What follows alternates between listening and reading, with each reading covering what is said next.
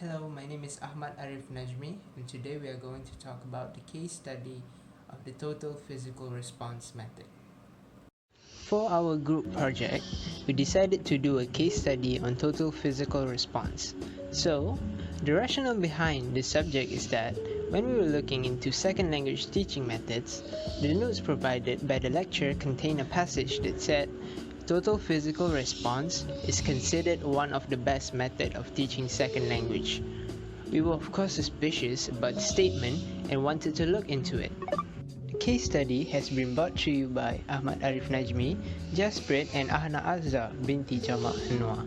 So, the reason we were skeptical about TPR is that we don't vividly remember lessons taught using the TPR method, and the only time we remember to use it when we was in our early years as students.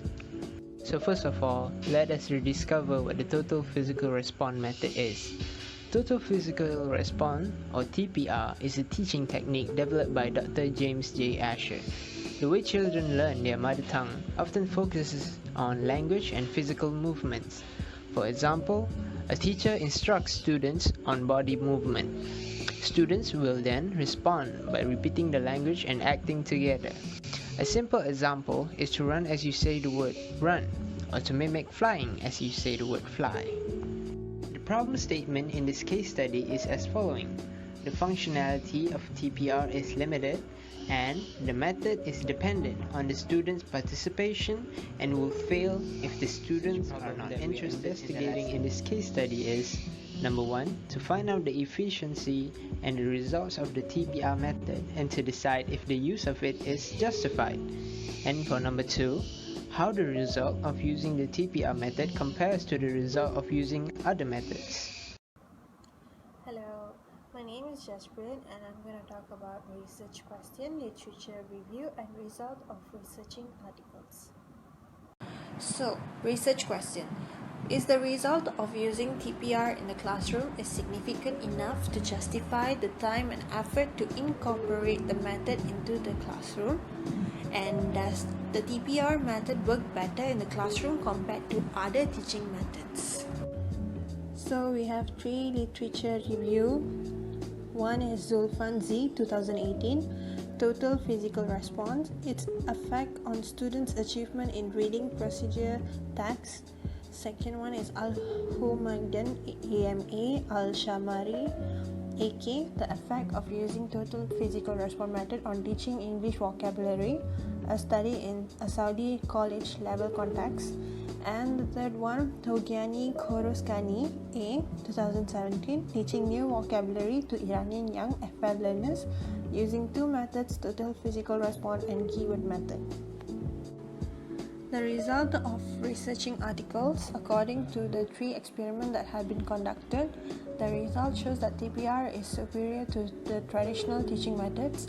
However, when compared to other second language teaching methods, the usefulness of TPR is overshadowed by the results that other second language teaching methods.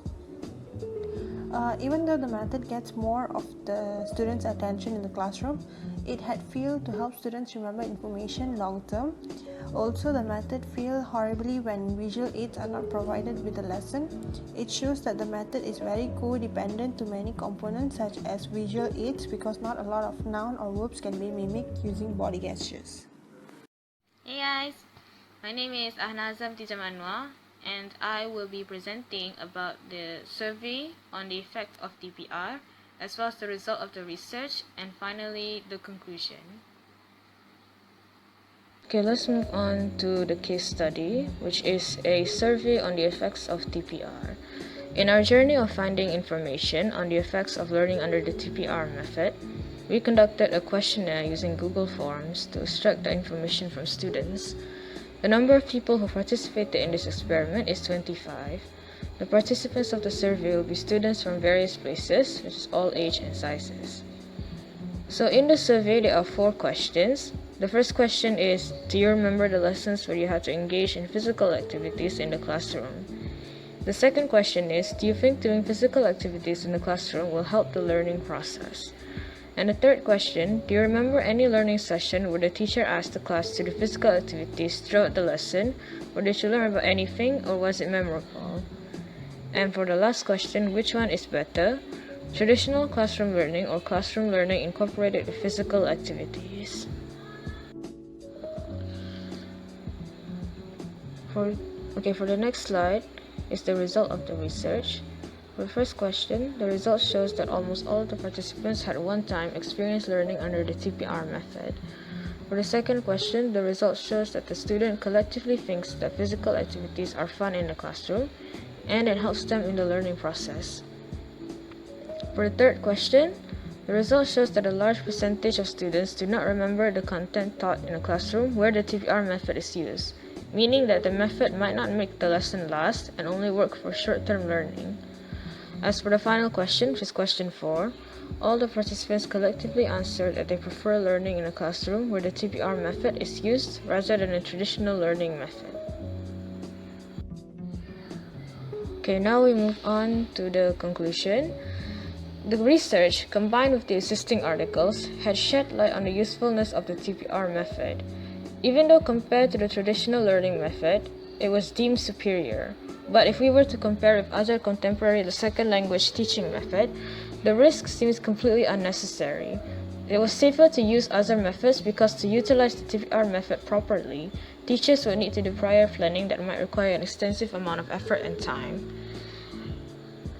For the research, which is the survey that we conducted, shows that even though the students enjoy the learning session, they have a hard time remembering the content.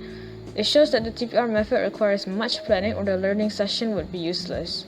New teachers should avoid using the method too frequently because it can go very awry.